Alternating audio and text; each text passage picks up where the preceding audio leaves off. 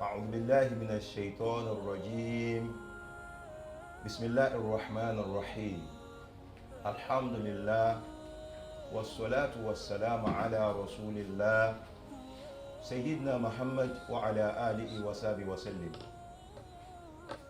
My names are Jimoh Abd'rosheed Olatunji, the Chief Imam and the General Overseer of the Pious Achievers International.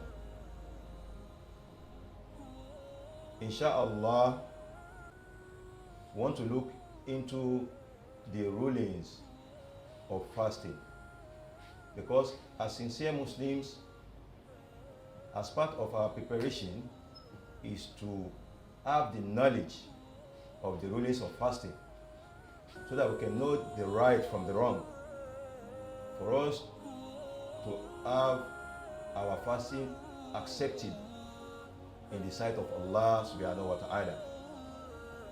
That reminds me of one of the hadith narrated by Abu Hurairah. May Allah be pleased with him. He said, the Prophet ﷺ says, Rubba sa'imin laysa lahu min siyamihi illa al-ju' wal atash. The Prophet ﷺ said, there are so many fasting people that they will not have any reward in the sight of Allah except hunger and thirst. That is, they will just make themselves suffer from hunger and thirst. They will not have any reward for fasting in the sight of Allah. And one of the causes of this is by being ignorant of the rulings of fasting. That is why we are looking into this topic, the rulings of fasting. At first, let's look at the legal status of fasting, that is the fasting in Ramadan.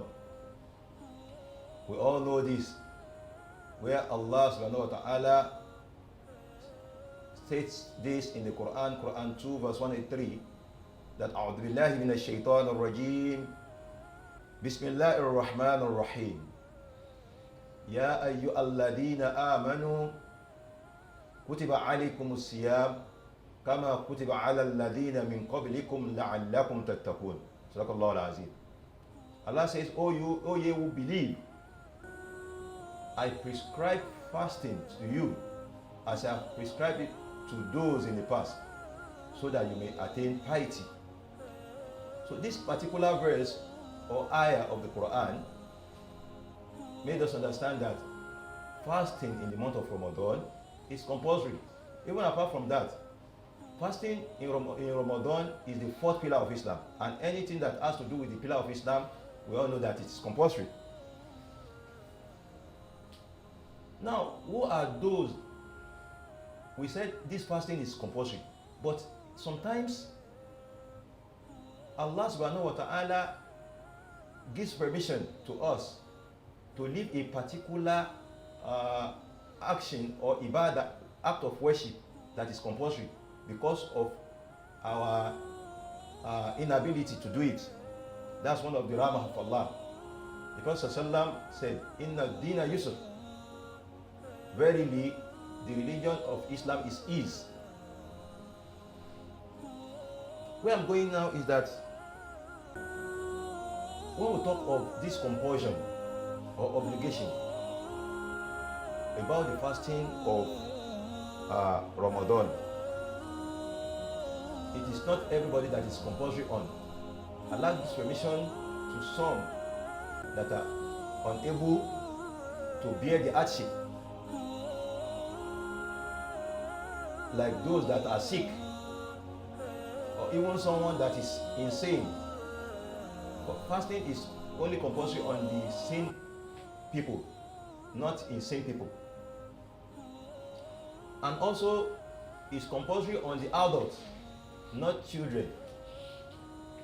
And when we talk of adults, when it comes to fasting in Islam, it has to do with the age, that is when a child attains the age of 15. But sometimes when a child is like 12 or 13 years, and he or she sees or experiences a natural sign, like for the boy that will experience the wet dream, that is the coming out of semen out of his body during sleep, or the female, the girl that first experiences menses. So the first time she experiences it, and the boy, the first time he experiences the coming out of the semen, even though he or she is not up to 15 years, we'll say he or she has reached the age of puberty, or he has reached the period or stage of puberty. So in essence, what I'm trying to say is that fasting is not compulsory on the children, but it's good to be training them. So Yoruba will say, "Àti kékeré ni Mùsùlùmí ti ń kọ́ ọmọ ẹ̀ lásọ̀." So it is right from childhood, we Muslims train our children how to pray, how to do so many things in the acts of worship. So by doing this, we should try to be encouraging our children, like out of the whole month of Ramadan, if they can fast like 10, 15, 20 out of the fasting is good. So, but when immediately they reach the stage of puberty, we make it compulsory on them to be fasting. Then apart from this, there are two main essential elements when it comes to the validity of our fasting in Islam. That is, for our fasting to be valid in the sight of Allah, we have two main elements. The first one is aniyah. That is the intention, our good intention, sincere intention. Or in Tawhid we say sincerity of intention. That is, we have good intention that this fasting I'm fasting it in the obedience to Allah subhanahu wa ta'ala and in seeking His pleasure. So in essence, we should have this good intention that we are fasting for the sake of Allah subhanahu wa ta'ala. And then the other element to make our fasting valid is that we try to go away, we abstain from all what nullify our fasting, like drinking, like eating during the day of Ramadan, like having sexual intercourse, even abuse, even vain talks, backbiting. All this bad behavior or attitude, we should go away from it or from them. They all spoil our fasting. Even the Prophet ﷺ advises us that whenever anyone comes to us to trouble you, to fight you, you say, "Inni sa'imun." I'm fasting. Please, don't fight me. Don't make any trouble. Please go away. I'm fasting. So it's a piece of advice from the Prophet ﷺ. In essence, where I've gone is that we have two main elements for our fasting to be valid in the sight of Allah. We have good intention, and then we should abstain from all what will nullify our fasting. Now, I want to quickly look into those that are allowed. Who are those that are allowed to leave their fasting during the month of Ramadan? Then it is a must, they must make up for it after Ramadan. Who are those groups? Let's look at them. The first set of group is Al-Musafir or Al-Marid. Al-Marid, the sick people. The person, for instance, the person that is seriously sick, that he or she cannot bear the hardship of the hardship of the fasting, or is scared to observe the fasting, that if he or she observes the fasting with the sickness, it can severely or seriously affect him or her. He or she should leave fasting. Even there is at that moment, or in that condition that you are very sick during the month of Ramadan, it is wajib for you, that is, it is compulsory on you to leave fasting. Because if you die on that I fear Allah, I fear God, let me fast so that I will have the word. If you die on this, Allah will even punish you because you have taken the soul, the gift Allah has given you, the gift of the soul Allah has given you. So in a nutshell, those that are very sick, you are allowed to leave fasting during the month of Ramadan. You now count the number of days you are sick. If it is for 5 days, if it is 5 days after Ramadan, you make up for 5 fasting after Ramadan. Then the other group that are allowed to leave their fasting during the month of Ramadan and should make up for it, they must make up for it after Ramadan, are the Musafirun, the travelers. The travelers that their journey is up to the distance of 80 kilometers, or that is equivalent to 50 miles or thereabout, or even more than that, 50 miles or more than that. On the rulings of these travelers, it is a gift for you from Allah. You can leave fasting if you like, even though you don't experience the stress of the journey or the hardship of the journey. You may decide, you may choose not to fast. It is a barakah, it is a sadaqah, charity from Allah subhanahu wa ta'ala. But if you choose to fast because you don't see the stress, there's nothing wrong. You are allowed to do that. That is what Allah says. Wa anta sumu khayrun lakum in Quran 184. For you, or 185, He said, for you to fast is better than not fasting. So where I'm going is that if you see that you can cope with the fasting during your journey, is good for you. But if you are to choose that you don't want to fast, you are allowed, even though you don't experience any stress of the journey. But you now count the number of days that you have spent on this journey, then you now make up for the fasting after Ramadan.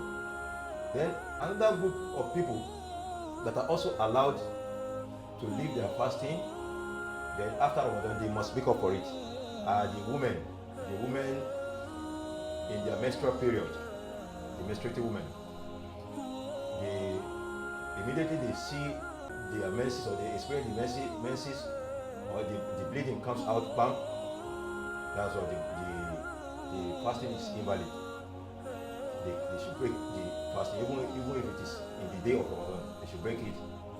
They can eat, they can drink, but they should do that secretly, privately in their room. They should not come out publicly and be eating. It is against the teachings of Islam. So where I've gone is that those that are passing through the menstrual period, they are to leave their fasting.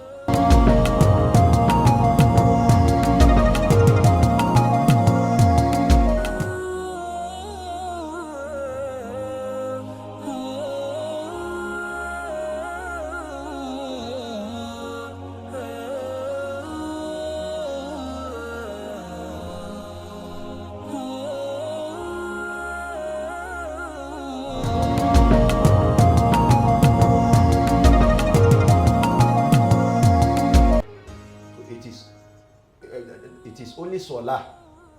It is only Salah that has been given to the women during their menstrual period. It is a divine gift from Allah. I mean the Salah. Our great mother Aisha, radiallahu anha, may Allah be pleased with her, said, "Nu'mar bi qada'i sawm, wala nu'mar bi qada'i salah." He said, we women are ordered during our menstruation to make up for our fasting after Ramadan, but we are not ordered to make up for our salah. In a nutshell, it is our salah that we are given by Allah, we women, in menstruation, in menstrual period, but we are not given the fasting. So after fasting, we should count the number of days that we miss, or we we pass through, we experience the menstruation, or we do the menstruation, then after Ramadan, we will now make up for it, inshallah. Inshallah, we'll continue from where we stopped. We have mentioned out of the 4 people that are to leave fasting during Ramadan, but should make up for it after Ramadan. We have mentioned three. Those are the sick people, the travelers, and the woman in menstruation. Then the fourth group of people that should leave fasting, we allow them to leave fasting, but after Ramadan, they should make up for it. Are the women experiencing the post-child birth bleeding? That is the nifas. That is, when a pregnant woman gives birth in Ramadan, so because of that bleeding now, automatically the fasting has become invalid. So she too will now make up for it after Ramadan. How many fasting she misses, she'll make up for it after Ramadan, inshallah. Without wasting much of our time, we want to now look at those that are allowed. We mentioned those that are allowed to leave fasting, but must make up for it after Ramadan. We mentioned them. Now I want to mention those that are allowed to leave fasting, but should not make up for the fasting. Instead of making up for it, they will feed at least a needy person at sunset and at dawn. They will feed at least one person at dawn and one person at sunset. That is a needy person, a poor person. The first group of people to leave their fasting but should be feeding instead of making up for fasting are the very old and feeble people, those that are very old and weak. So if they see that they cannot bear the observance, the obligation of the fasting, the observance of the fasting, they should leave it. You know, sometimes we have like 80 years, 90 years old person that can fast. So for them to fast is better. But if they cannot fast because of the old age, they are allowed to leave fasting, but should be feeding at least a needy person at dawn and a needy person at sunset. If they can feed more than one, they have the money to feed more than one. If they can feed 100 people at dawn, 100 people at sunset, is welcome.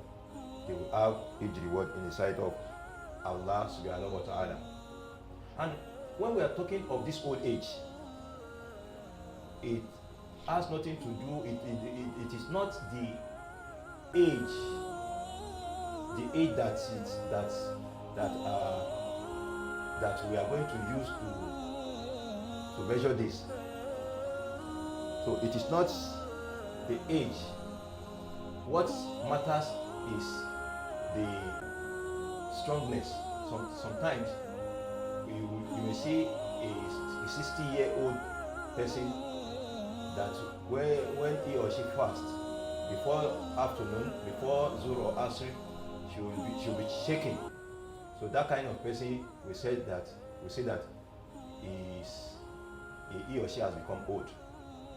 So it is not the age that matters. Then, as part of those that should also leave fasting during Ramadan, but should be feeding at least one person at dawn, one person at sunset, is a person with a chronic disease. Al-maridu alladhi la yurja shifa'uhu.